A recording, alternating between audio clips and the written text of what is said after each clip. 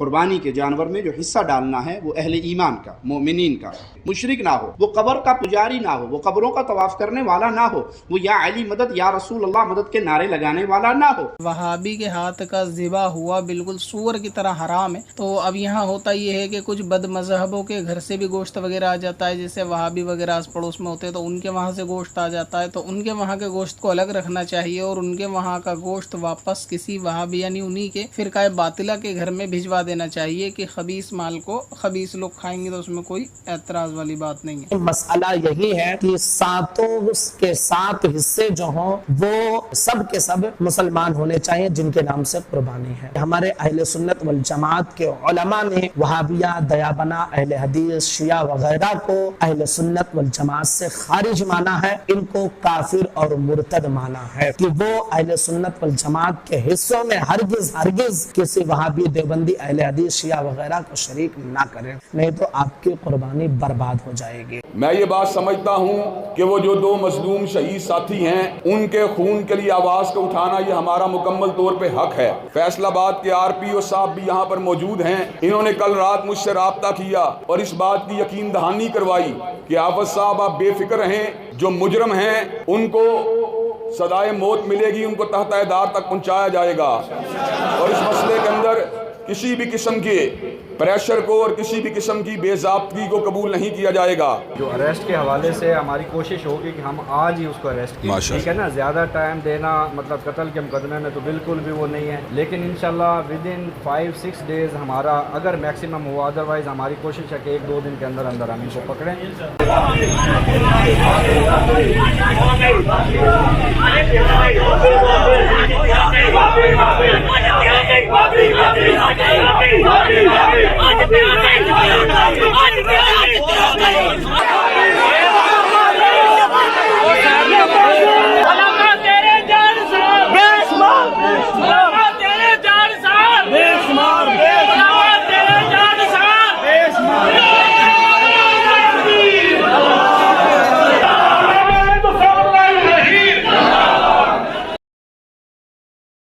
الحمدللہ رب العالمین والصلاة والسلام علی سید الانبیاء والمرسلین وعلی آلہ واصحابہ اجمعین الی یوم الدین۔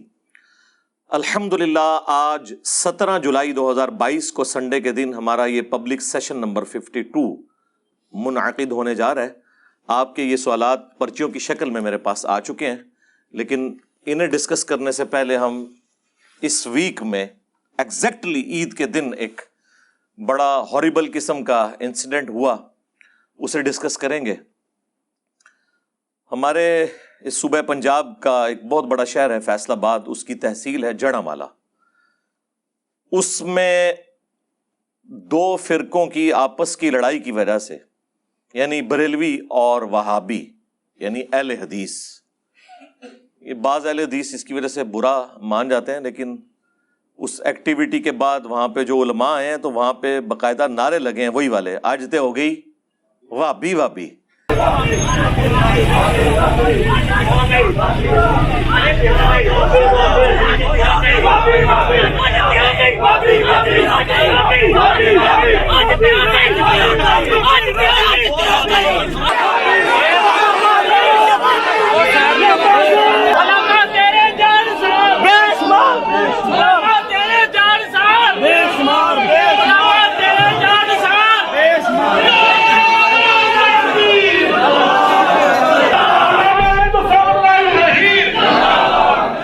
تو جب وہ خود اپنے آپ کو فخریہ کہہ رہے ہیں تو پھر ہمیں کہنے میں کوئی آر نہیں ہے، یہ ان کے لیے چھیڑ نہیں ہونی چاہیے۔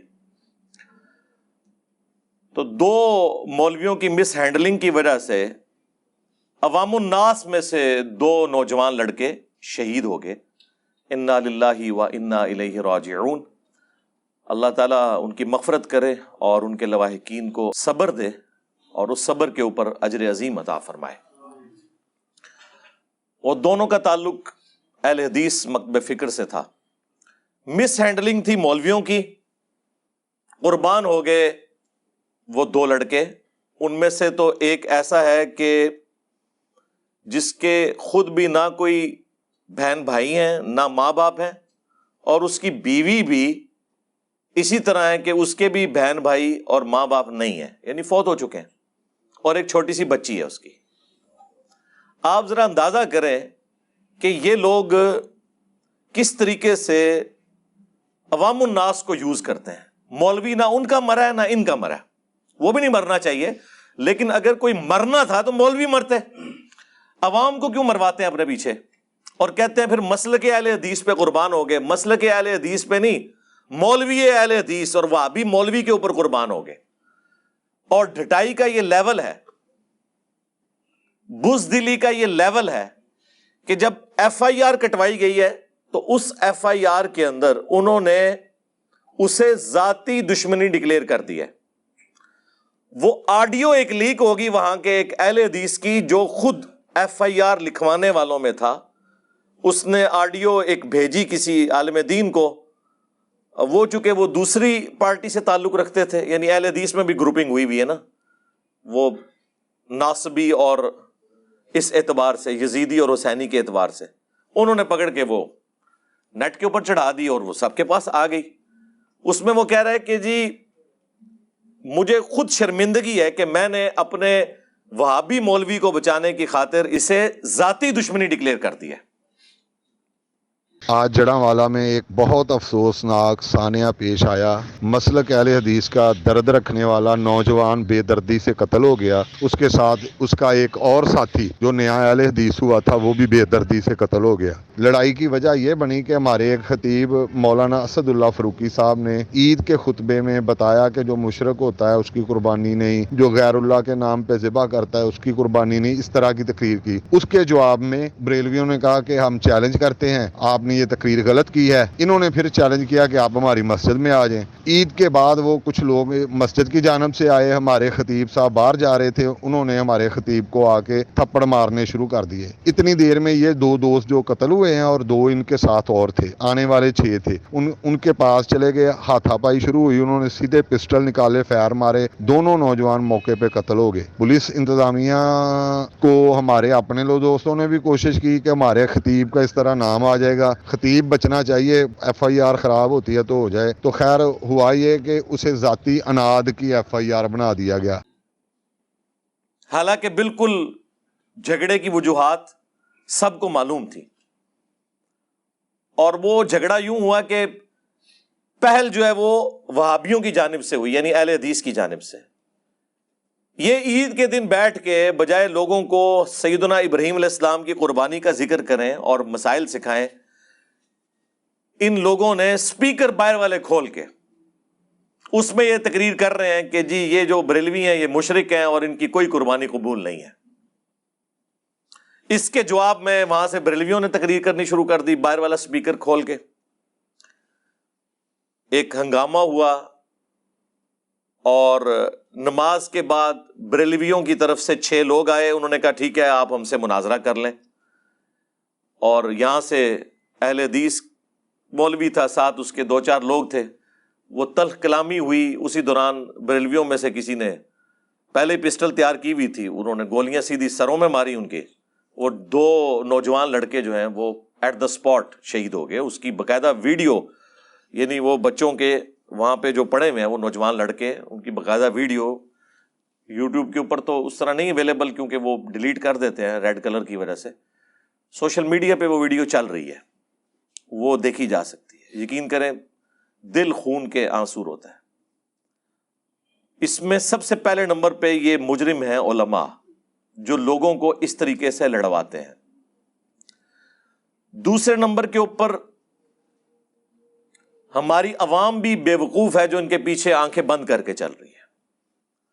تیسرے نمبر کے اوپر حکومت وقت کا کام تھا کہ وہ جو آج سے کچھ سال پہلے انہوں نے دہشت گردی کے خلاف، آپ کو پتہ ہے نیشنل ایکشن پلان کے تحت ہی ضرب عضب اور رد الفساد اور باقی سارے ایس او پیز بنے.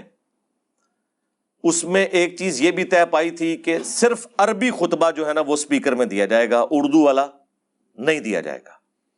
اردو والا انٹرنل اسپیکرز میں ہوگا تاکہ جو گند گھولنا ہے نا وہ اپنے مسلک کے لوگوں کے اندر رہے، نہ دوسروں تک یہ بات پہنچے اور نہ کوئی اس طرح کا دنگا فساد ہو.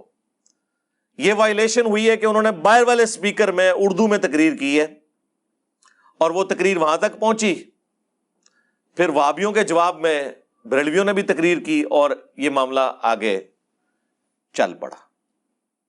اگر اس کے اوپر عمل ہوا ہوتا تو آج یہ دن نہ ہمیں دیکھنا پڑتا۔ اس اعتبار سے یہ سارے طبقات جو ہے مجرم ہیں، علماء بھی، عوام الناس بھی، اور حکومت وقت بھی۔ اور حکومت کا کام ہے کہ اس طرح کے جتنے واقعات ہیں انہیں منطقی انجام تک پہنچائیں۔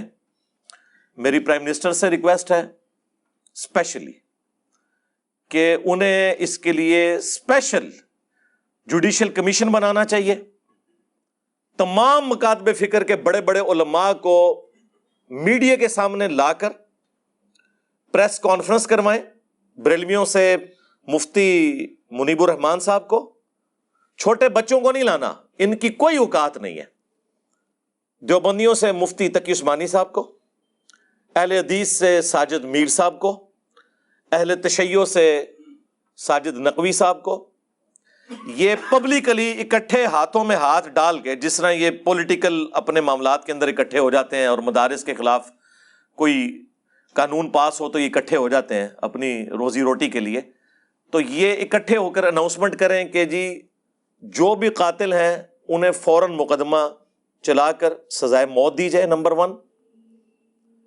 نمبر 2، وہ پابند کریں کہ آئندہ سے جو مولوی بھی اردو والی تقریر یا پشتو والی تقریر یا پنجابی والی تقریر یعنی ادر دین عربی سپیکر میں کرے اسے جیل میں ڈالا جائے۔ ان لوگوں کی تقریریں اس قابل ہی نہیں ہیں کہ یہ پبلکلی عام کی جائیں۔ ٹھیک ہے، جو کچھ تم نے بیان کرنا ہے اپنی پبلک میں جھوٹ سچ بیان کرو، دوسروں کی پبلک کو کیوں ڈسٹرب کرتے ہو؟ یہ حکومت کا کام ہے کہ فرنٹ سے لیڈ کرے اور اس طرح کے ایک واقعے کو منطقی انجام تک پہنچایا جائے تاکہ آئندہ آنے والے واقعات رک جائیں۔ اور اس سے بڑھ کر یہ چاروں بڑے پریس کانفرنس میں اناؤنسمنٹ کریں والنٹیئرلی کہ اگر کوئی اس طرح کی ایکٹیویٹی آندہ ہوتی ہے ہم خود اپنے مولویوں کو حکومت وقت کے حوالے کریں گے، اور گڈ جیسچر کے طور پہ سب سے پہلے وہابی اپنا وہ مولوی جو تقریر کرنے والا تھا اسے پکڑ کے پولیس کے حوالے کریں، اور بریلویوں کے مولوی کو بھی پولیس کے حوالے کیا جائے۔ ان کا کہیں ذکر ہی نہیں آ رہا اس حوالے سے، جی قاتل گرفتار ہو گیا ہے، قاتل اور جو قتل کروانے والے ہیں وہ گرفتار تو نہیں ہوئے، وہ تو مولوی ہیں دونوں فرقوں کے، ان کا کہیں ذکر ہی نہیں ہے۔ ان کو پہلے پکڑنا چاہیے جنہوں نے اس طرح کی سوچ ڈیولپ کی ہے، جنہوں نے اس پورے کے پورے معاملے میں بنیاد رکھی ہے لڑائی کی، انہیں پہلے پکڑ کے اندر کیا جائے اور جو سزا ان کی بنتی ہے انہیں وہ سزا دی جائے۔ یہ سہولت کار ہے، بلکہ سہولت کار بھی چھوٹا لفظ ہے، یہ بیسیکلی پش پناہ ہے ان کے، اصل ڈان یہ مولوی ہیں، انہیں پکڑا جائے۔ تو یہ تو ہماری اس حوالے سے ریکویسٹ تھی۔ اب اس پورے واقعے کے اندر عید کے دن یہ واقعہ ہونا پاکستان کے لیے جو بدنامی کا باعث بنا، جو عام پبلک کے اندر اس کی دہشت پھیلی، اس کی ریمیڈی تو اتنی آسانی سے ممکن نہیں ہے۔ اب دونوں جانب سے مولوی پہنچ رہے ہیں، اور یہاں سے بھی اہل حدیث کے بھی مولانا صاحب جو ہے وہ مسجد میں پہنچے ہیں اور پولیس آفیسر کے ساتھ بیٹھ کے انہوں نے ایک پریس کانفرنس کی ہے کہ جی فی الفور جو ہے وہ قاتلوں کو گرفتار کیا جائے۔ وہ خیر گرفتار ہو بھی گئے بعد میں۔ میں یہ بات سمجھتا ہوں کہ وہ جو دو مظلوم شہید ساتھی ہیں ان کے خون کے لیے آواز کو اٹھانا یہ ہمارا مکمل طور پہ حق ہے۔ فیصل آباد کے RPO صاحب بھی یہاں پر موجود ہیں، انہوں نے کل رات مجھ سے رابطہ کیا اور اس بات کی یقین دہانی کروائی کہ حافظ صاحب آپ بے فکر رہیں، جو مجرم ہیں ان کو سزائے موت ملے گی، ان کو تحت دار تک پہنچایا جائے گا، اور اس مسئلے کے اندر کسی بھی قسم کے پریشر کو اور کسی بھی قسم کی بے ضابطگی کو قبول نہیں کیا جائے گا۔ جو اریسٹ کے حوالے سے ہماری کوشش ہوگی کہ ہم آج ہی اس کو اریسٹ کریں، ٹھیک ہے نا، زیادہ ٹائم دینا مطلب قتل کے مقدمے میں تو بالکل بھی وہ نہیں ہے، لیکن انشاءاللہ ود ان 5-6 ڈیز ہمارا اگر میکسیمم ہوا، ادروائز ہماری کوشش ہے کہ 1-2 دن کے اندر اندر ہم ان کو پکڑیں۔ اب آگے بھی چلا جائے نا کہ ان کو سزا تک پہنچایا جائے اور باقی مکاتب فکر کے لوگوں کو بھی بیچ میں شامل کریں۔ یہ نہیں ہے کہ آپ صرف ایک فرقے کے مسئلے کے طور پر اسے لے کر چلیں، اسے اسلام کے ایشو کے طور پر، پاکستان کے امن کے طور پر اسے لے کر چلیں تاکہ اس کا کوئی رزلٹ نکلے، ورنہ یہ تو واقعات ریپیٹ ہوتے رہیں گے۔ اور یہ وہ علماء ہیں جو کہتے ہیں جی انجینئر صاحب نے آ کے فتنہ کھڑا کیا ہے، ہم لوگ تو بالکل آپس میں شیر و شکر تھے، آپ کو نظر آ گیا۔ بلکہ وہ لاہور کے ایک مولانا نے کہا تھا کہ بریلوی، دیوبندی، اہل حدیث ایک تسبیح میں پرویا ہوا اتحاد بن چکا ہے۔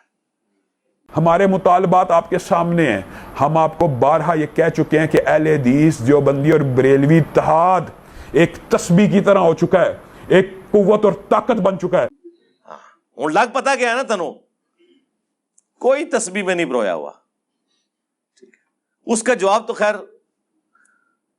ان کے اس بیان کے کچھ عرصے بعد ہی آ گیا تھا، جب بادشاہی مسجد کے باہر اس کے جواب میں بریلوی مولانا نے کہا تھا کہ جی چھڑ دو وہابیاں دی اذان دا کے احترام، وہابیوں کی اذان کا کیا احترام، ایتے سورا نے سور نے کہنا انہاں بڑے دے اخلاص منگو تو بڑے بڑے لوگ ان گداواں نو خیر پا ہی دیں گے۔ چلو جی چلیے، او بھابیاں دی اذان اے تے کڑا دے اے تے سور دے سور چلو چلیے۔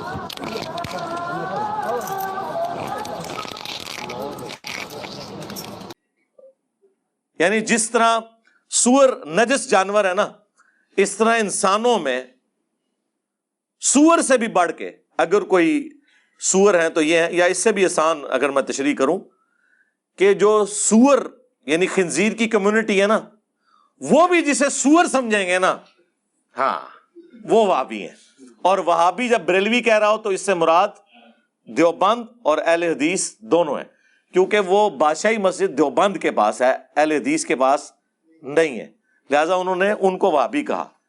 اگر وہ ان کو وہابی کہہ رہے ہیں تو جو اہل حدیث ہیں تو وہ آپ سمجھ لیں گے۔ وہ سیالکوٹ کے ایک مولانا تھے، وہ تقریر میں ان سے پوچھا گیا کہ یہ بتائیں کہ آپ کہتے ہیں دیوبندی بھی وہابی ہیں اور اہل حدیث بھی وہابی ہیں، ان دونوں میں فرق کیا ہے؟ انہوں نے کہا کہ جی ایک کتا ہے نا، یہ تو ہو گیا دیوبندی، اور اگر اس کتے کے کان بھی کاٹ دیے جائیں تو یہ وہابی ہو گئے، یعنی اہل حدیث۔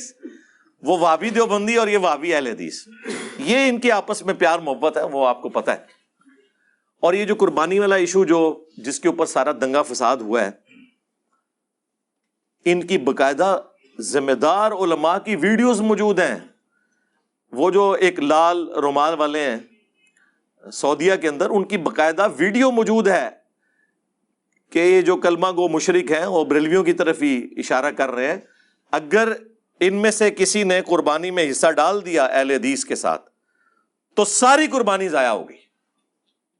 جی قربانی کے جانور میں جو حصہ ڈالنا ہے وہ اہل ایمان کا، مومنین کا، مشرک نہ ہو، وہ قبر کا پجاری نہ ہو، وہ قبروں کا طواف کرنے والا نہ ہو، وہ یا علی مدد یا رسول اللہ مدد کے نعرے لگانے والا نہ ہو۔ اور اس کے مقابلے پہ بریلویوں نے تو کہا ہے کہ ہمارے بزرگوں نے وہابیوں کو مرتد ڈکلیئر کیا ہوا ہے، ان کی قربانی ضائع ہے، اور اگر انہوں نے ہمارے ساتھ کہیں حصہ ڈال دیا تو ہماری قربانی بھی فارغ ہے۔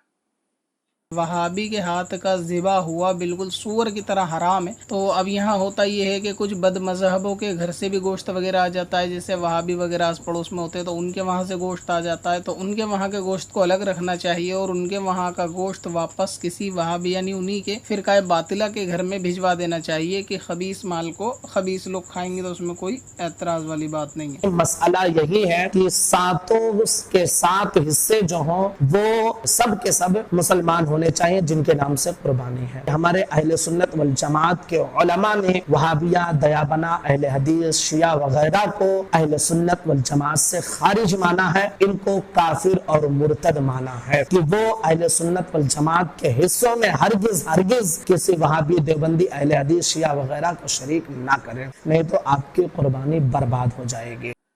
یعنی یہ ویڈیوز پہلے سے موجود ہیں، وہ کوئی نئی بات نہیں انہوں نے کی ہے، آلریڈی ان کے یہ عقائد ہیں۔ اور اس سے بھی بڑھ کر اگر ہم بات کریں حسام الحرمین کی، المہند علی المفند کی، احکام شریعت کی اور البریلویہ کتاب کی، تو یہ سارے فرقے ایک دوسرے کو بہت پہلے اسلام سے خارج کر چکے ہیں۔ حسام الحرمین میں احمد بریلوی صاحب نے 1905 میں یہ کتاب لکھی، جس میں انہوں نے ڈکلیئر کیا علماء دیوبند کے حوالے سے کہ یہ سب کے سب مرتد یعنی واجب القتل اور اسلام سے خارج ہیں۔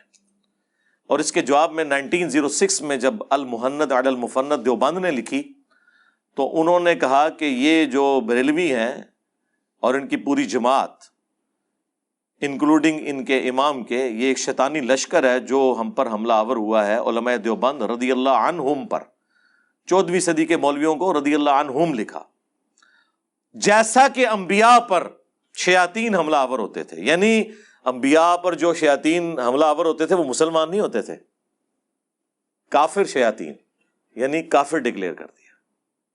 پھر یہی لاہور کا مولوی وہابی کہتا تھا نا کہ جی انجینئر صاحب ایویں کہتے ہیں کہ جی ہم ایک دوسرے کو مسلمان نہیں سمجھتے، اور میں نے ان کو چیلنج دیا تھا کہ کوئی بریلوی، کوئی اہل حدیث، کوئی دیوبندی کیٹاگوریکل سٹیٹمنٹ مجھے دے دے کہ ہمارے سوا سارے فرقے اگرچہ گمراہ ہیں لیکن جن عقیدوں پر قائم ہیں، انہی عقیدوں پر اگر انہیں موت آ گئی تو ایک نہ ایک دن اپنا عذاب بھگت کے جنت میں چلے جائیں گے۔ کوئی آج تک تیار نہیں ہوا، کیونکہ وہ دنیا میں عذاب کاٹے گا اپنے علماء اور اپنی عوام کا اگر یہ بات کرے گا۔ تو یہ وہابی ایک مولوی نے گلے پھاڑ کر کہا تھا کہ جا تیرا یہ بھی میں اعتراض دور کرتا ہوں، کوئی بریلوی ہو، کوئی دیوبندی ہو، کوئی اہل حدیث ہو، اگر شرک نہ کرتا ہو۔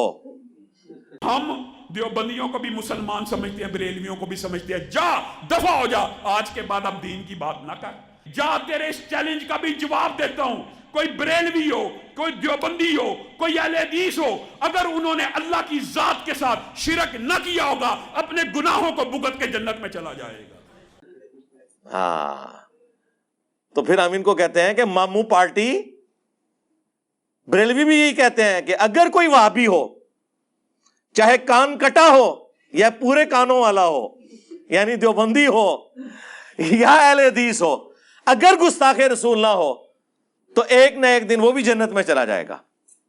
یہ جو شرائط لگا رہے ہیں نا، اسی کے اندر تو قیامت مضمر ہے، کیونکہ اہل حدیث اپنے سوا باقیوں کو مشرک سمجھتے ہیں اور بریلوی اپنے سوا باقیوں کو گستاخ رسول سمجھتے ہیں۔ اس طرح سٹیٹمنٹ نہیں لکھنی جس طرح ہم بتا رہے ہیں، کیونکہ ہم نے ان کے جو چہرے تھے نا میک اپ زدہ، ان پہ گرم تولیہ پھیر دیا ہے۔ ہمیں پتہ ہے کہ ان سے کس طریقے سے سٹیٹمنٹ، ویسے تو اس کے آگے وہ بھی ہونا چاہیے کہ اگر میں جھوٹ بول رہا ہوں تو ایک ہی مجلس میں میری ساری بیویوں کو جو ڈکلیئرڈ ہیں، جو انڈکلیئرڈ ہیں، ہاں اتنی طلاقیں، اس طرح وہ آپس میں کر رہے ہوتے ہیں نا، تو یہ ساری چیزیں ہوں، کوئی بھی تیار نہیں ہوگا۔ یہ ایک دوسرے کو مسلمان نہیں سمجھتے۔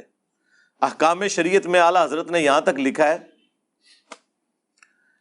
کہ وہابی، پھر بریکٹ خود کھولی، دیوبندی، اہل حدیث، رافضی یعنی شیعہ، اور قادیانی کافروں کو ساتھ ذکر کیا، ان کے یہ سب کے سب 1,00,000 دفعہ بھی اللہ کا نام لیں تب بھی ذبیحہ مردار ہی رہے گا، حرام ہی رہے گا۔ یہاں پہ بات ختم نہیں کی، ساتھ لکھا یہ سب کے سب مرتد ہیں، یعنی واجب القتل۔ البتہ یہود و نصارہ کا ذبیحہ حلال ہے۔ ہاں، یعنی اعلیٰ حضرت کے نزدیک دیوبندی اور اہل حدیث اور شیعہ اور قادیانی یہ یہود و نصارہ سے بھی بدتر ہے۔ یہ کہتے ہیں جی، انجینئر صاحب کہتے ہیں کہ جی وہ قادیانیوں کو ہمیں یہود و نصارہ سے بہتر سمجھنا چاہیے اگرچہ کافر ہیں۔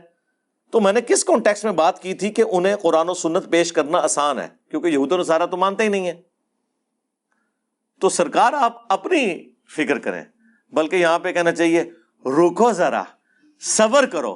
اعلیٰ حضرت نے تو آپ کو بھی یہود و نصارہ سے بدتر ڈکلیئر کیا ہوا ہے اور قادیانیوں کے ساتھ ذکر کیا ہے۔ یہ تو آپ کی اوقات ہے، باتیں کرتے ہیں ہمیں ٹائم قیامت تک جے جواب دینا جے اس گل دا، اور جواب اس طرح کا نہیں ہے کہ آئیں بائیں شائیں کر کے، نہیں، بول وہی جو حق ہے، ٹائم قیامت تک ہے، صرف حق بات کرنی ہے، جھوٹ پہ مبنی بات نہ ہو، جواب دیں۔ اور یہ جو گلے پھاڑنے والے مولوی ہیں جن کو بڑا اتحاد امت کا ایک خمار چڑھا ہوا تھا، حالانکہ اتحاد امت نہیں ہے، یہ فساد امت کے لیے اتحاد امت کر رہے ہوتے ہیں، یہ ایک خاص فرقے کو ٹارگٹ کرنے کے لیے، کیونکہ پیچھے سے ریال آ رہے ہوتے ہیں کہ آپ نے جناب کام کرنا ہے، ناسبیت پھیلانی ہے، تو اس چکر میں انہوں نے اکٹھا کیا ہوا تھا باقیوں کو۔ ان کے جو ابا جان ہیں انہوں نے البریلویہ کتاب کے اندر جو جو لغویات بلکہ بکواسیات لکھی ہیں اور جھوٹی چیزیں منسوب کی ہیں احمد رضا بریلوی صاحب کی طرف، وہ تو ایک پورا ایک الگ سے چیپٹر ہے۔ 2008-9 کی بات ہے، میں نے شیخ زبیر لیزئی رحمہ اللہ تعالی سے خود ذکر کیا کہ یہ البریلویہ کتاب آپ اتنی کوٹ کرتے ہیں، یعنی آپ سے مراد وہابی لوگ، اس میں تو یہ جھوٹے الزامات لگے ہوئے ہیں، اور وہی جھوٹے الزامات ڈاکٹر اسرار صاحب بھی ریپیٹ کرتے رہے، کیونکہ ان کی تو تحقیق ان معاملوں میں ہے ہی نہیں تھی۔ وہ بڑا آپ نے مشہور وہ شعر سنا ہوگا، وہی جو مستوی عرش تھا خدا ہو کر مدینے میں اتر پڑا مصطفیٰ ہو کر۔ یہ منتخب نصاب میں ڈاکٹر اسرار صاحب نے احمد رضا بریلوی کے کھاتے میں ڈال دیا۔ البریلویہ کتاب میں یہ بریلویوں کے کھاتے میں ڈلا ہوا ہے، جس کے اوپر انہوں نے پھر مناظرہ ہارا ہے بعد میں، شوکت سیالوی کا اور طالب الرحمان صاحب کا، وہ لال رومال والوں کے بڑے بھائی کا مناظرہ ہوا تھا۔ انہوں نے 40 منٹ پھر مٹی پلید کی، انہوں نے کہا شاہ جی یہ ہماری کتاب سے شعر نکال دیں، میں آج کے بعد اہل حدیث ہونے کے لیے تیار ہوں۔ شاہ جی نو پھر کوئی چیز نظر نہیں آئی، شاہ جی بھی ابا جی دے پیچھے لگے سن، اور جن کتابوں سے یہ کفریات بیان کر رہے ہیں نا، احمد رضا بریلوی صاحب نے فتاوی رضویہ کے اندر وہ ساری کتابیں گھر میں رکھنا حرام، ان کی خرید و فروخت حرام، انہیں پڑھنا حرام ڈکلیئر کیا ہوا ہے۔ جن کتابوں کے حوالے بریلویوں کے کھاتے میں البریلویہ کتاب میں ان کے ابا جی احسان اللہ ظہیر صاحب فوت ہو گیا، اب اللہ تعالیٰ ان کی غلطیوں سے درگزر کرے، کام ڈال کے چلے گئے، اور یہ عربیوں کو خوش کرنے کے لیے انہوں نے یہ کتاب لکھی، پھر اردو میں پھر اس کا ترجمہ ہوا، وہ سارے حوالے وہاں سے دیے میں۔ تو جب بابوں نے کام ڈالا ہے، آج کیا اتحاد امت کی ہم بات کریں جی، یہ اکٹھے بیٹھ بھی جائیں، ان کے بڑے ایک دوسرے کو نکال چکے ہیں، اب ہونا چاہیے اکٹھے بیٹھیں، سب سے پہلے قنوت نازلہ پڑھیں اپنے مرے ہوئے بزرگوں کے اوپر جو کام ڈال کے گئے ہیں، کیونکہ جب تک آپ ان سے اعلان برات نہیں کرتے یہ چھوٹے تو لڑتے رہیں گے، الٹا یہ آپ کو بھی ٹانٹ کریں گے کہ آپ لوگوں نے اسلاف کا منہج چھوڑ دیا ہے۔ ہاں جی، یہ یعنی اہل حدیث اس طرح کی لینگویج یوز کریں گے، بریلوی کہیں گے آپ نے بزرگان دین کا راستہ چھوڑ دیا ہے۔ وہ ٹرمز ڈیفرنٹ رکھی ہوئی ہے نا، ایک ٹرم یوز کرتا ہے بدعتی کلمہ گو مشرک، دوسرا یوز کرتا ہے بد مذہب گستاخ، اور یہ یعنی الفاظ بھی بانٹے ہوئے انہوں نے ایک دوسرے کو ادبی گالیاں دینے کے لیے۔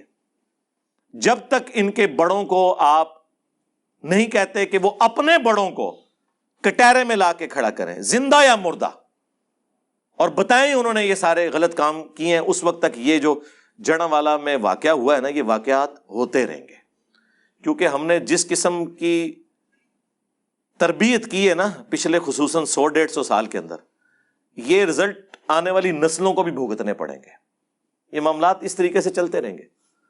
تو میں اس طرح کے ایشوز کے اوپر اتنا کھل کے اس لیے بولتا ہوں تاکہ جو پڑھا لکھا طبقہ ہے ایٹ لیسٹ وہ تو جرأت کرے کہ اس طرح کے جو مولوی ممبروں پر بیٹھے ہوئے باتیں کر رہے ہیں، جب وہ اس قسم کی کوئی بات کریں تو انہیں روک دیں۔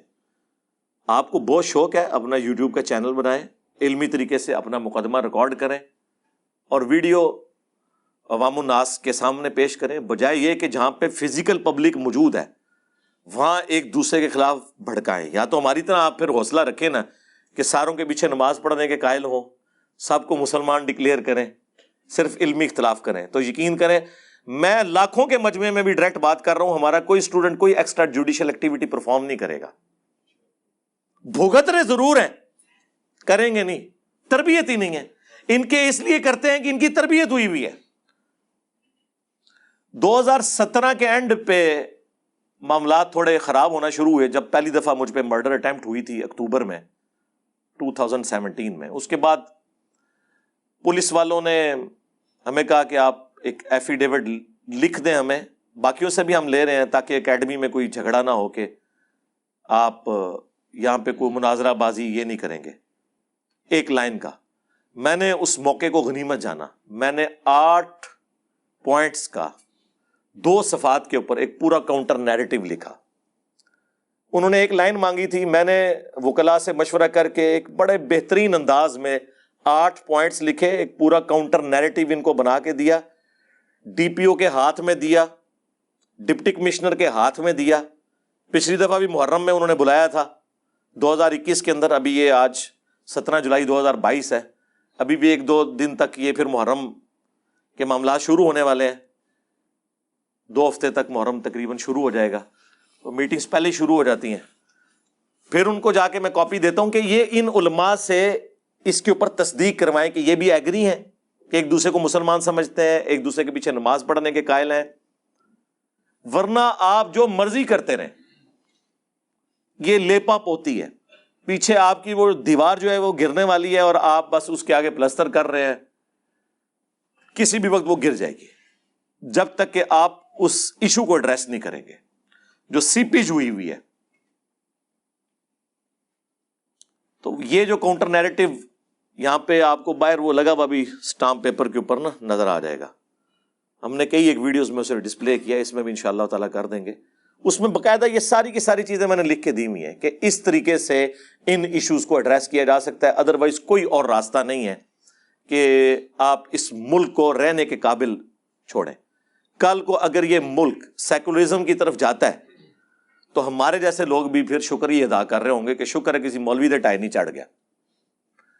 بہترین تو یہ ہے کہ اسلامک سسٹم آئے, لیکن اگر اسلامک سسٹم نہیں آتا تو ہمیں سوٹ کرتی ہے یہ بات کہ ہمیں مذہبی آزادی ہو, ہم بھی اپنی بات رکھ سکیں. یہ نہیں ہے کہ جو آپ کے مخالف بات کرتا ہے آپ اس کا گلا کاٹ کے رکھ دیں, اس پہ چڑھ دوڑیں, کیونکہ آپ کے پاس ان باتوں کے جواب نہیں ہیں.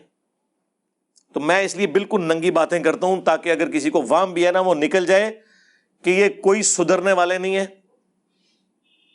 یہ ڈائپرز کی عمر کے بگڑے ہوئے. ہمارے پنجابی میں محاورہ بولا جاتا ہے پوتڑیاں دے بگڑے نے, پوتڑا کہا جاتا ہے ڈائپرز جو آپ جن کو آپ پیمپر بھی کہتے ہیں. یہ اس عمر کے بگڑے ہوئے لوگ ہیں, یہ لوگ نہیں سدھرنے والے جب تک کہ آپ ان کے پرانے بزرگوں کی غلطیاں ان پہ ہائی لائٹ نہیں کرتے اور انہیں نہیں بتاتے کہ سارا کام انہوں نے ڈالا تھا اور غلط ڈالا تھا, بغیر کسی دلیل کے ڈالا تھا.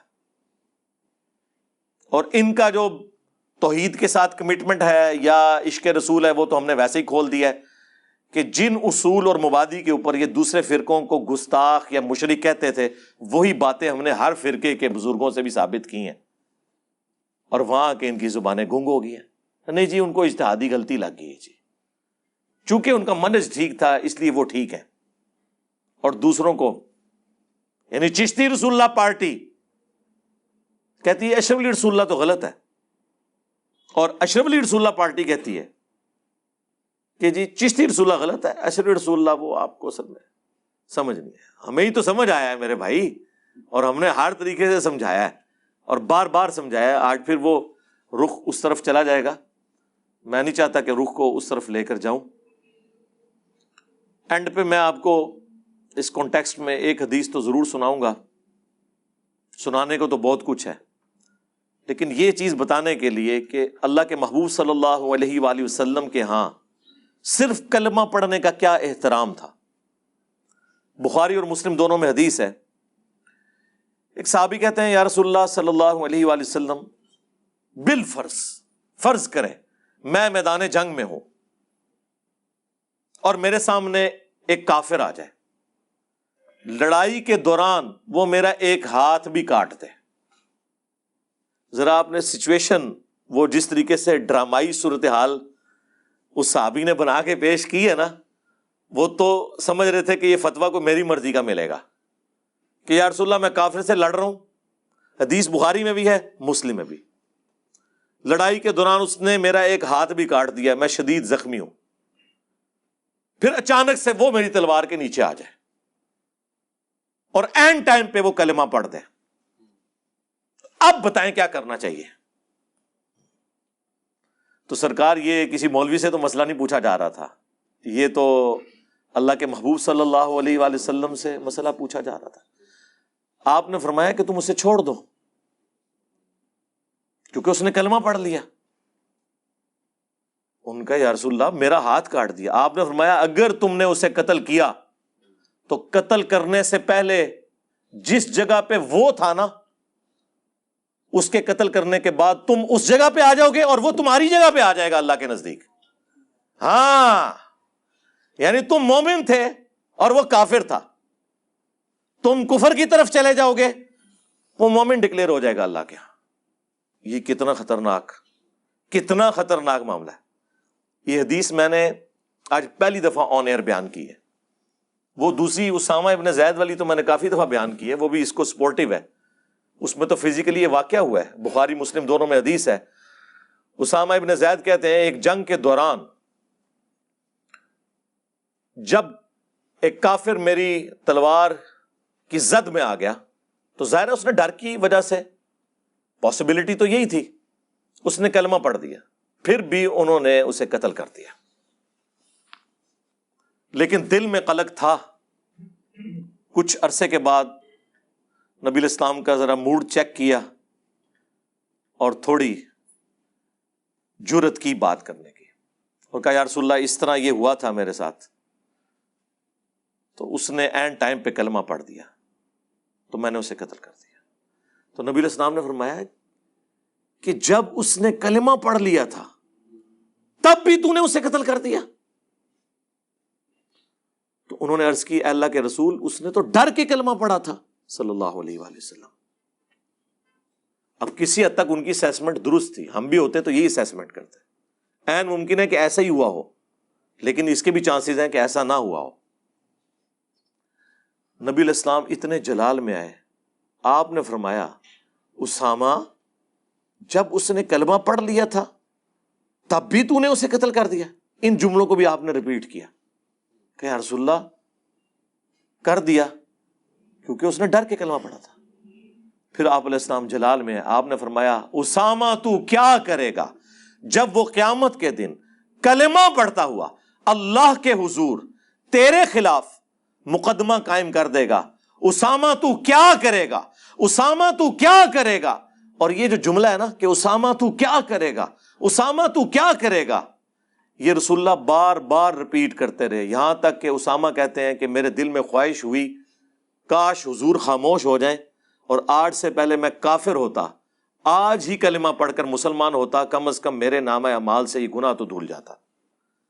یہ اسامہ ابن زید کہہ رہا ہے تسی میں تے شاعری کوئی نہیں۔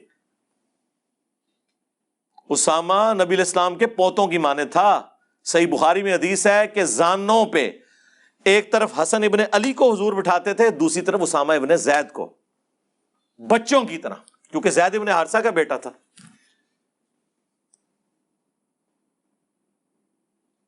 اور آپ دیکھ لیں کہ ان کی کیا حالت ہوئی ہے اس وقت، یعنی وہ جس شخصیت سے شفاعت کی امید ہے وہی کہہ رہے ہیں کہ تم کیا کرو گے۔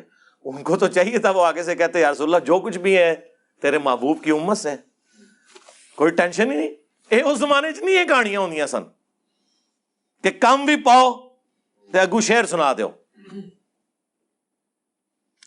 اور ایک مدنی پوائنٹ بھی اس میں عرض کرتے ہیں، جب نبی علیہ السلام نے فرمایا کہ اسامہ تو کیا کرے گا، آپ نے اس کے ساتھ ایک جملہ ریپیٹ کیا کہ اے اسامہ کیا تو نے اس کا دل چیر لیا تھا کہ وہ اوپر اوپر سے کلمہ پڑھ رہا ہے اندر سے نہیں؟ یہ بھی ساتھ جملہ بولا، یہ میں نے اینڈ پہ سنبھال کے رکھا تھا کیونکہ اس کے ساتھ پھر میں نے آگے آپ کی اصلاح کرنی ہے۔ تو آگے سے اسامہ ابن زید نے قطعاً نہیں کہا کہ یا رسول اللہ میں نے دل چیر لیا تھا، کیونکہ میرے قدموں کی جو خاک ہے وہ میرے گھوڑوں کے نتھنوں میں بیٹھے، بلکہ میرے گھوڑوں کے قدموں کی خاک، یہی کہانی بنائی ہوئی ہے نا ان لوگوں نے، گھوڑے کے نتھنوں میں بیٹھے، اس کو بھی کوئی غوث کتب ابدال نہیں پہنچ سکتا، تو یا رسول اللہ جب غوث کتب ابدال ایک ہتھیلی پہ پوری کائنات کو دیکھتے ہیں، جی یا رسول اللہ میں نے دل چیر لیا تھا. تو ہم پھر کیوں نہ عرض کریں کہ اگر اسامہ ابن زید کا یہ سٹیٹس ہے کہ وہ کسی کا دل چیر کر نہیں دیکھ سکتے تے بابت شاہی کوئی نہیں، نبی کے جیسا ہے ہی کوئی نہیں، بابت شاہی کوئی نہیں، یعنی نبی علیہ السلام کے مقابلے میں، بلکہ اب تو کہنا چاہیے صحابہ کرام کے مقابلے میں. تو انہوں نے آگے سے نہیں عرض کی. یہ ایک حدیث یہ بات بتانے کے لیے کافی ہے کہ اللہ کے محبوب صلی اللہ علیہ وآلہ وسلم ظاہری کلمے کا بھی احترام کرتے ہیں اس شخص کے کہ جس نے تلوار کی نوک کے نیچے کلمہ پڑھا، ابھی اس نے کوئی نماز نہیں پڑھی، اسے ضروریات دین کا نہیں پتا. یہاں تو مولویوں نے کسی نے نواقض اسلام لکھی ہوئی ہے، ٹھیک ہے جی، کسی نے کچھ لکھا ہوا ہے کہ جی یہ عقیدے ہوں گے ورنہ وہ کافر ہوئے گا. اس بیچارے نے تو کچھ بھی نہیں سی پتا، صرف کلمہ پڑھا تھا. کیا بریلوی، دیوبندی، اہل حدیث، شیعہ ایک دوسرے کے کلمے کا احترام کرتے ہیں اس طریقے سے؟ میں ان کلمے کے احترام کی بات نہیں کر رہا کہ آپ چشتی رسول اللہ یا اشرفی رسول اللہ کا احترام شروع کر دیں. میں لا الہ الا اللہ محمد رسول اللہ یا اشہد ان لا الہ الا اللہ و اشہد ان محمد رسول اللہ، میں اس کلمے کی بات کر رہا ہوں. کیا یہ احترام کرتے ہیں ایک دوسرے کے؟ تو کاٹ دیتے ہیں. مسلمان کو کاٹ رہا ہے. سورۃ النساء میں ایک مسلمان مؤمن کو قتل کرنے کی سزا اللہ نے بیان کی ہے ہمیشہ کی جہنم، ہمیشہ کی، جس نے کسی مؤمن کو جان بوجھ کر قتل کیا. اور اسے سپورٹی وہ حدیث ہے سنن نبی داؤد کی کہ اللہ تعالیٰ یا تو قتل نہ حق معاف نہیں کرے گا یا شرک معاف نہیں کرے گا. ہاں جی، شرک بھی معاف نہیں ہونا. ان اللہ لا یغفر ان یشرک بہ ویغفر ما دون ذلک لمن یشاء. لیکن اس میں بھی اللہ تعالیٰ نے فرمایا تھا اللہ شرک کے گناہ کو نہیں معاف کرے گا، دنیا میں نہیں، آخرت میں. دنیا میں تو اگر کسی نے شرک سے توبہ کر لی اللہ تعالیٰ اس کے گناہوں کو بھی نیکیوں سے بدل دے گا. سورۃ الفرقان آیت نمبر 70. آخرت میں معاف نہیں کرے گا. اور ساتھ آیا تھا کہ اس کے علاوہ جتنے گناہ معاف کر دے گا وہ بھی جس کے لیے چاہے گا. اس سے یہ پتا چلا کہ بعض گناہ ایسے بھی ہوں گے جو اللہ تعالیٰ جس کے لیے نہ چاہے تو نہیں معاف کرے گا، اور وہ ہے قتل نہ حق. یہ کہتے ہیں جی یزید مواحد تھا، ہاں قتل نہ حق بھی معاف نہیں ہونا. ایک کربلا تو انو دنیا چ بھی ہانٹ کرے گی اور آخرت چ بھی انشاءاللہ. یعنی مؤمن کے لیے یہ بات ہے کہ اگر مومن کو قتل کر دیا تو قتل نہ حق بھی اللہ تعالیٰ معاف کرنے والا نہیں ہے. اس کو تو چھوڑ دیں. جو قرآن کی آیت ہے سورہ المائدہ کی آیت نمبر 32، اس میں تو اللہ تعالیٰ نے فرمایا کہ صرف 2 ایکسیپشن ہیں، یا تو فساد فی الارض یا قتل کے بدلے قتل، وہ بھی جوڈیشری کے تھرو. اگر ان 2 ایکسیپشنز کے سوا کسی بھی شخص نے دوسرے شخص کو قتل کر دیا گویا اس نے پوری انسانیت کا قتل کر دیا. اور پھر ساتھ یہ ہے جس نے ایک جان کو بچایا اس نے پوری انسانیت کو بچا لیا. جان کی بات ہو رہی ہے، مسلمان غیر مسلم کی نہیں، کوئی بھی جان ہے، خواہ مسلم تھا خواہ غیر مسلم. لیکن یہ سورۃ المائدہ میں آیت نمبر 32 لکھی رہ گئی، پریکٹیکلی کوئی عمل نہیں ہو رہا.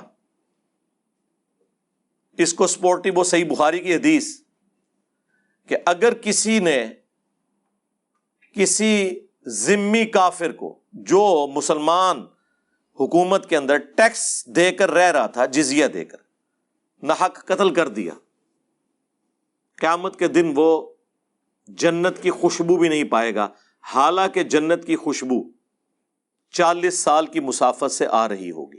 یعنی قیامت کا دن 50,000 سال کا دن ہے نا، آخری جب 40 سال باقی رہ جائیں گے تو جنت کی خوشبو آنا شروع ہو جائے گی. لیکن اس شخص کو جنت کی خوشبو بھی نہیں آئے گی جس نے دنیا میں کسی ذمی کافر کو بھی ناحق قتل کیا ہوا. یہ صحیح بخاری شریف ہے جناب، مولانا شریف نہیں ہے. مومن کا قتل تو چھوڑ دیں سرکار، وہ تو اتنی سخت احادیث ہیں. جامعہ ترمذی میں حدیث ہے کہ نبی علیہ السلام نے فرمایا کہ ایک مومن کا قتل اللہ کے نزدیک اس سے بڑا جرم ہے کہ کوئی شخص پوری دنیا کو برباد کر دے. اب پوری دنیا کے اندر سب کچھ آتا ہے. جو جامعہ ترمذی میں، سنن ابن ماجہ میں حدیث ہے کہ اے کعبہ تیری حرمت ہے اللہ کے نزدیک، لیکن ایک مومن کی حرمت تجھ سے بھی زیادہ ہے، اس کی جان تجھ سے زیادہ ہے اللہ کے نزدیک، کعبے سے بھی بڑھ کر. جامعہ ترمذی کی حدیث ہے، اگرچہ اس کی سند میں اختلاف ہے لیکن اسے سپورٹیو ایک صحیح بخاری میں حضرت عمر کا فتویٰ ہے. جب کسی علاقے میں کوئی قتل ناحق ہوا تو حضرت عمر نے کہا کہ اگر یہ پورا گاؤں بھی اس میں شریک ہوتا میں سب کو قتل کروا دیتا. اور وہ ترمذی کی روایت یہ ہے کہ اگر زمین و آسمان کی ساری مخلوقات مل کے ایک مومن کو قتل کر دیں، اللہ اس چیز کی پرواہ نہیں کرے گا کہ مرنے والا ایک ہے، اللہ سب کو اوندا منہ کر کے جہنم میں پھینک دے گا. اس سے زیادہ اور آپ کو کیسے سمجھایا جائے؟ جامعہ ترمذی میں حدیث ہے، سنن ابی داؤد میں، مشکات میں جو قتل ناحق کے حوالے سے چیپٹر، اس میں یہ ساری احادیث آپ کو مل جائیں گی کہ قیامت کے دن مقتول اپنے قاتل کو پیشانی کے بالوں سے پکڑ کر گھسیٹتا ہوا اللہ کے عرش کے پاس پہنچ جائے گا، اس حال میں کہ اس کی اپنی رگوں سے خون بہ رہا ہوگا، اور کہے گا کہ یا اللہ اس قاتل سے مجھے آج بدلہ لے کے دے کہ اس نے میری زندگی کیوں دنیا میں مجھ سے چھینی تھی. وہ ظاہر ڈیسٹنی تو ہے، ہر بندے کا ایگزٹ ہے، کسی کا ایئر کریش میں، کسی کا روڈ ایکسیڈنٹ میں، کسی کا ہارٹ فیلئر کے ذریعے، وہ اس کا ٹائم مقرر ہے، لیکن جو جرم کرنے والا ہے اسے تو سزا ملے گی. یہ اتنا سینسٹیو ایشو ہے. بخاری اور مسلم دونوں میں حدیث ہے قیامت کے دن سب سے پہلے قتل کے مقدمے کا فیصلہ ہوگا. ایک وہ حدیث ہے نا جو ابو داؤد کے اندر ہے کہ قیامت کے دن سب سے پہلے نماز کے بارے میں سوال ہوگا. وہ حقوق اللہ کا معاملہ ہے. اللہ کے حقوق جب ڈسکس ہو رہے ہوں گے نا تو پہلے نماز کے بارے میں سوال ہوگا. اور وہ حدیث تو ابو داؤد کے اندر تھی، یہ حدیث بخاری اور مسلم دونوں میں ہے کہ قیامت کے دن سب سے پہلے قتل کے مقدمے کا فیصلہ ہوگا. قتل ناحق اللہ کے نزدیک اتنا سینسٹیو ایشو ہے جسے مسلمانوں نے بس اس طرح سمجھ لیا جس طرح ناک پہ مکھی بیٹھی تھی اور اڑا دی. اور اس وقت مسلمانوں کا ایٹیچیوڈ پوری دنیا کے لوگوں کے لیے، چند لوگوں کا ایٹیچیوڈ، سارے مسلمانوں کی بات نہیں کر رہا، وبال جان بنا ہوا ہے. اس دنیا کو ان لوگوں نے رہنے کے قابل نہیں چھوڑا. مسلمان سے ڈرتا ہے. آپ کسی پبلک پلیس پر پاکستان میں رفع الیدین سے نماز پڑھ رہے ہیں، آپ کو یہ خطرہ نہیں ہے کہ وہاں جو صفائی کرنے والا کرسچنز میں سے کوئی ہے وہ آ کے آپ کو جھاڑو بھی مار دے، یا پاس سے کوئی ہندو گزر رہا ہے تو آپ کے اوپر اٹیک کر دے. لیکن اگر پاس سے کوئی عاشق رسول گزر رہا ہے پھر تسی اپنی خیر بنا لو. وہ عاشق رسول یہ ہے کہ نبی کی سنت دیکھ کے اس کا خون کھولتا ہے. بس ہم تو ایک عرضی کر سکتے ہیں کہ مرنے سے پہلے اے مسلمان کر لے اس پہ غور. کتابوں کا خدا اور ہے، بابوں کا خدا اور. کتابوں کا پیغمبر اور ہے اور بابوں کا پیغمبر اور. اگرچہ وہ اسی پیغمبر کو، اسی رب کو مانتے ہیں لیکن ان کوالٹیز کے ساتھ نہیں جو کتابوں میں رپورٹ ہوئی ہیں، بلکہ ان کوالٹیز کے ساتھ جو انہوں نے خود اختراع کی ہیں یا ان کے اپنے بابوں نے انہیں سکھائی ہیں. صلو علی محمد وآل محمد. اللہم صلی علی محمد وعلی آل محمد واصحاب محمد وازواج محمد وامت محمد اجمعین الی یوم الدین. آمین.